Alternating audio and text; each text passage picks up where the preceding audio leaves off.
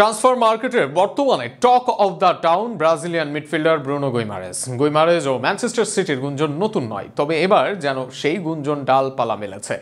আগামী মৌসুমের জন্য তাই গুইমারেজের সিটিতে যাওয়ার সম্ভাবনায় দেখা দিয়েছে প্রবল। সেখানে গুইমারেজকে নিতে 1000 কোটি টাকার অধিক খরচ করতে চায় ইংলিশ জায়ান্ট ক্লাবটি। সব মিলিয়ে গুইমারেজের ম্যানচেস্টার সিটিতে যাওয়া নিয়ে বিস্তারিত থাকছে প্রতিবেদনে। Club legend Kevin De Bruyne Manchester city ছাড়ার ঘোষণা দিয়েছেন। পরবর্তী গন্তব্য ঠিক না করলেও আকাশী নীল জার্সিতে এটাই বেলজিয়াম তারকার শেষ মৌসুম।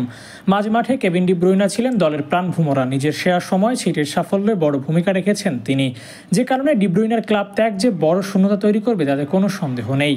সেই শূন্যতা পূরণের আগেভাগেই তার রিপ্লেসমেন্ট খোঁজার চেষ্টা করছেন পেপ গার্দিওলার ম্যানচেস্টার সিটি। আর সেখানেই ব্রাজিলিয়ান মিডফিল্ডার ব্রুনো গিমারেজের দিকে নজর তাদের।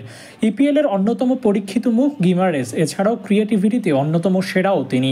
নিউক্যাসলের মতো ক্লাবের বদলে যাওয়ার কারিগরও তিনি। নিজেদের লিগে প্রুভেন এমন একজনকেই তাই স্বাভাবিকভাবেই দলে চাইছে ম্যানচেস্টার সিটি।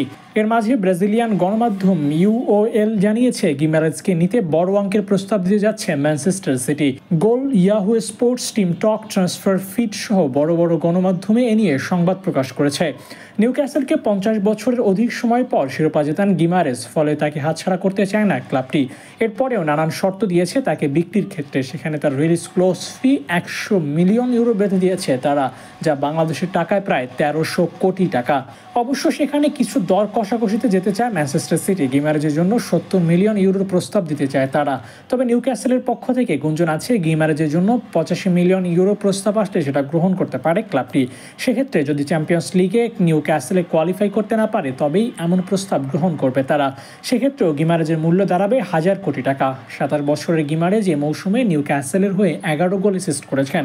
লিগের সর্বোচ্চ 200 ডুয়েলসে জয় করেছেন, রিকভারি করেছেন 144 বার। এছাড়াও ড্রিবলিং, ট্যাকলিং, চান্স ক্রিয়েট সহ বেশ পরিপক্ক তিনি, যে কারণে নিজেদের দুঃসময় কাটাতে ব্রুনোকে নিতে বেশ মরিয়া সিটিজেনরা।